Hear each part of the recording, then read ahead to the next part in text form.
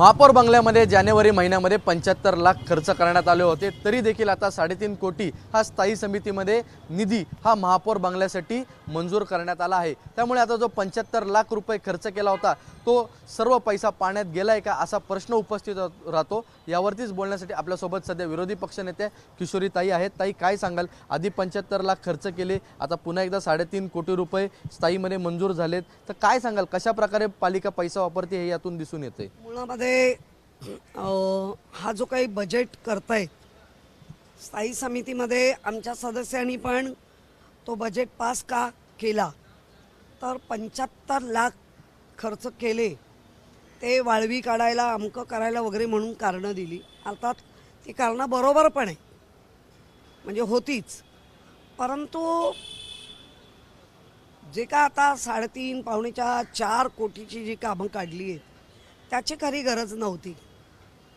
सगळ्या मुंबईच्या नागरिकांना कंटेनरमध्ये बसवणार, सगळ्या महानगरपालिकेच्या अधिकाऱ्यांना कंटेनरमध्ये बसवणार, मुंबईचा महापौर बंगला हा सामान्य जनतेने आतमध्ये येऊन आपला गारणं महापौरांना सांगितलं पाहिजे। आणि तोच एक त्यांच्यासाठी, मुंबईकरांसाठी अभिमानास्पद असतो की मी महापौर बंगल्याच्या आतमध्ये गेलं। आता वाटाणे आहेत मुंबईकरांना रस्त्यावरच्या कंटेनरमध्ये, म्हणजे महापौरच्या समोरचा जो झाडांचा भाग आहे तिथे कंटेनर टाकून ते ऑफिस बनवलं जाणार।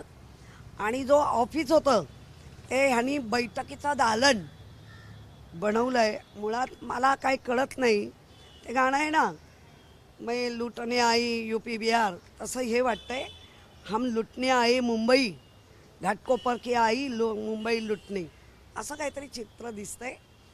खरं गरज नव्हती एवढं मोठं सिव्हिल। आता हे तर सिव्हिल वर्क आहे, ह्याच्यापुढे फर्निचर आहे, ह्याच्यापुढे झुंबर बघा किती किती लाखाचे, कोटीचे आहेत। काय 2.5 वर्षाचं वास्तव्य आपलं, जे मुंबईकरांनी आपल्याला आनंदाने दिलं आहे, जे पक्षांनी तुम्हाला काम करण्यासाठी दिलं आहे, बैठकीचं दालन खाली काय गरज होती? कारण मुंबई कुठलाही तोही बंगला हा महापौरांच्या तळमजला हा मुंबईकरांसाठी होता आणि महापौरांचं वास्तव्य वर होतं। मी असताना किंवा आमचे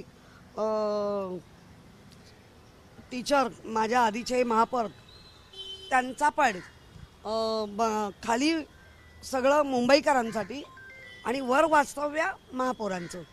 4-4, 5-5 बेडरूम काढले कोणासाठी? 3 बेडरूम होतेच। त्यामुळे ना अनावश्यक खर्च हा आता प्रत्येक कृतीतून भाजपाचा दिसतोय। कोणाच्या हट्टामुळे हे सर्व झालं? बाल हट्ट तसा बाई हट्ट, बाकी काय म्हणावं, महापौर हट्ट। म्हणजे कामातून मी काहीतरी वेगळं करून दाखवेन हे काय दिसत नाही। काल परवा जे मासळीवाल्यांवरनं झालं त्याच्यात त्यांच्या नगरसेविका, एका महिला नगरसेविकेला दात कसे घशात टाकले। अरे वा, तुमच्या भाषा एवढ्या बदलल्या। आपण संविधानाने भांडू, आपण एकमेकांचे विचार नाही आवडले किंवा नाही पटले किंवा विचारात तुमच्या विसंगती आहे ती मुंबईकरांच्या समोर, मी नाही आणलेलं मासळीचं, हे आलं मला विचारलं, मी विरोध केला, मी तुम्हाला कुठे बदनाम केलं? उलट माझं म्हणणं होतं नाहीच झालं पाहिजे, तुम्ही पण तेच म्हणाला, पण तुमचा प्रकार वेगळा आहे आणि दात घशातच घालताय ना, आता आम्ही पण बघतो।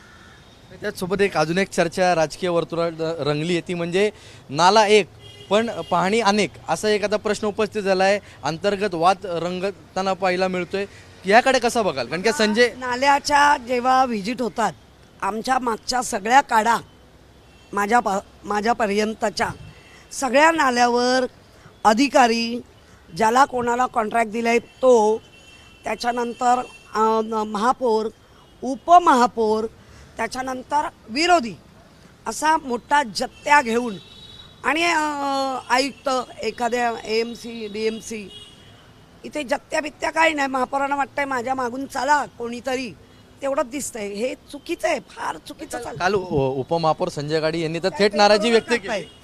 संजय गाडी बरोबर करतायत।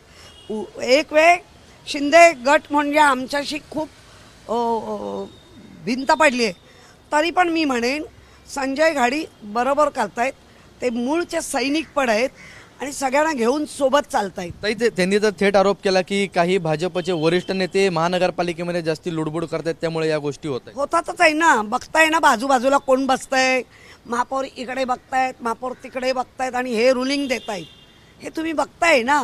मग एक अध्यक्ष असे पुढे चालतायत, महापौर सप्तपदी करावी तसे पाठवून चालतायत. महापालिकेची सप्तपदी आहे, त्याच्यात जाऊ नका.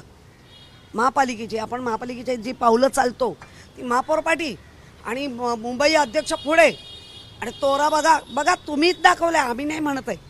आता हे कितपत योग्य आहे सर्व? अयोग्यच आहे. मुंबईकर वैतागलेत. काही चॅनल जे आहेत यूट्यूबवरचे त्यांनी बेधडक यांच्या विरोधात बोललेले आहेत. धन्यवाद ताई. यामध्ये आपल्यासोबत विरोधी पक्षनेता किशोरी पेडणेकर, ज्यांनी थेट भूमिका मांडली की कशा प्रकारे पैशांची उधळणपट्टी ही सध्या महानगरपालिकेमध्ये चालू आहे. कॅमेरामन विजय देसाईसह ईशान देशमुख, एबीपी माझा, मुंबई. एबीपी माझा, उघडा डोळे बघा नीट.